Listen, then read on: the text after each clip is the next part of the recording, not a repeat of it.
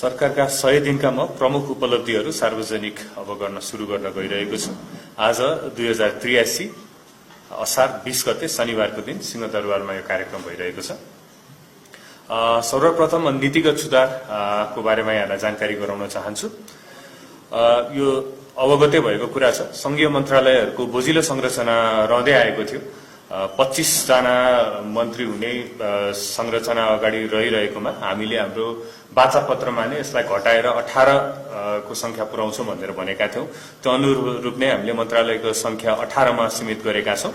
एउटा नयाँ मन्त्रालय विज्ञान प्रविधि तथा नवप्रवर्धन मन्त्रालय हामीले नयाँ गठन गरेका छौं भने संवैधानिक व्यवस्था बमोजिम 25 सदस्य मन्त्री परिषद गठन गर्ने भनेर लेखिए तापनि हामीले 17 सदस्यीय मन्त्री परिषद चाहिँ हामीले गठन गरेको कुरा यहाँलाई अवगतै छ। यसो गर्दा यो संरचनात्मक सुधारले वार्षिक करिब 20 अर्ब व्यावहारिक बचत हुने हामीले चाहिँ अनुमान गरेका छौं। त्यसरी नै हामीले सार्वजनिक प्रशासनलाई निष्पक्ष, प्रभावकारी, जवाफदेही र तटस्थ बनाउन दलीय रूपमा रहेका ट्रेड युनियन खारेज गर्न केही नेपाल ऐनलाई संशोधन गर्न अध्यादेश 2083 ल्याएका थियौं।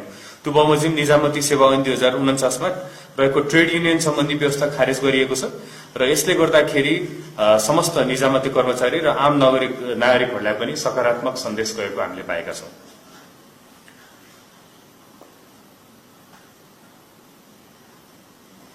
सार्वजनिक खर्चको अधिकतम प्रतिफल हासिल गर्न सार्वजनिक खरिद सम्बन्धी कार्यविधि प्रक्रिया तथा निर्णयमा थप पारदर्शी एवं स्वच्छता कायम गर्न सुशासनको प्रत्याभूति दिन हामीले सार्वजनिक खरिद दोस्रो संशोधन विधेयक 2083 पनि संघीय संसदमा हामीले पेश गरेका छौं।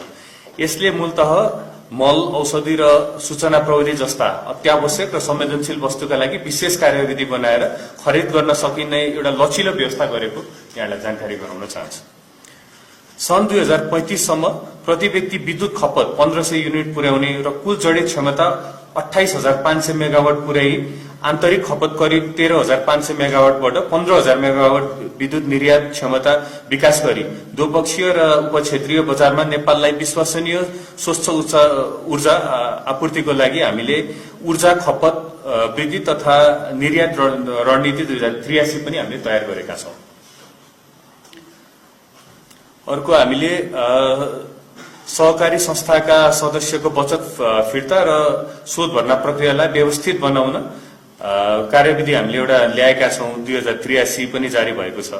हालसम्म 10 वटा सहकारी संस्थाबाट 1754 जना बचतकर्ताले 2,63,90,000 बचत फिर्ता पाउनु भएको छ। त्यसरी नै हामीले अनुदानको मल वितरण व्यवस्थापन दोस्रो संशोधन कार्यविधि 2083 हामीले तयार पारेका छौं। अहिले मैले एकदमै डिटेलमा गरेको छैन, यसको डिटेलको जानकारी यहाँहरु सबैजनाले यस कार्यक्रमपछि उपलब्ध हामीले गराउने पनि छ। त्यसमा अझ यसको डिटेलमा सबै जानकारीहरु आउने नै छ। मैले एकदम संक्षिप्तमा मात्र अहिले मैले यहाँलाई जानकारी गराएँ। अर्को हामीले राष्ट्रिय नीति तर्जुमा तथा नीति परीक्षण एकीकृत ढाँचा कार्यान्वयनमा ल्याएका छौं। यसको पनि डिटेल पछि हामीले उपलब्ध गराउने तपाईहरुको इन्फर्मेसनमा आइहाल्छ। हामीले अर्को नेपाली सेनाको भर्ना, छनौट, तालिम, अध्ययन बोर्डवाला थप व्यवस्थित बनाउन हामीले सैनिक सेवा 6औं संशोधन नियमावली 2083 पनि हामीले स्वीकृत गरेका छौं। यसमा मैले डिटेलमा यहाँहरुलाई यसमा म गइन यो स्लाइडमा हामीले 17 वटा कार्यविधि, 14 वटा विधेयक तर्जुमा, 8 वटा कार्ययोजना, 4 वटा मार्गदर्शन, 14 वटा मापदण्ड, 3 वटा नीति लगायत हामीले 100 वटा जति कानूनहरु हामीले 100 दिनभित्र हामीले तयार पार्न हामी सफल भएका छौं। यसको पनि डिटेलमा यहाँलाई उपलब्ध भइ नै हाल्छ। अब म सुशासनतिर म प्रवेश गर्न चाहे। हामीले सम्पत्ति छानबिन आयोग 2083 गठन गरेका छौं। यसले लगभग 11000 भन्दा बढी उजुरी प्राप्त गरिसकेको छ र त्यसको प्रक्रिया पनि अगाडि बढाइसकेको मैले यहाँलाई जानकारी गराउन चाहे। त्यसैगरी सार्वजनिक जग्गा छानबिन एवं संरक्षण सम्बन्धी आयोग राहुल आयोगको बारेमा हामीले यसभन्दा अगाडि पनि जानकारी गराइ नै सकेका छौं। राहुल आयोगलाई चाहिँ कार्यान्वयन गर्न नेपाल सरकारले मन्त्री परिषदबाट निर्णय गरिसकेको पनि जानकारी गराए।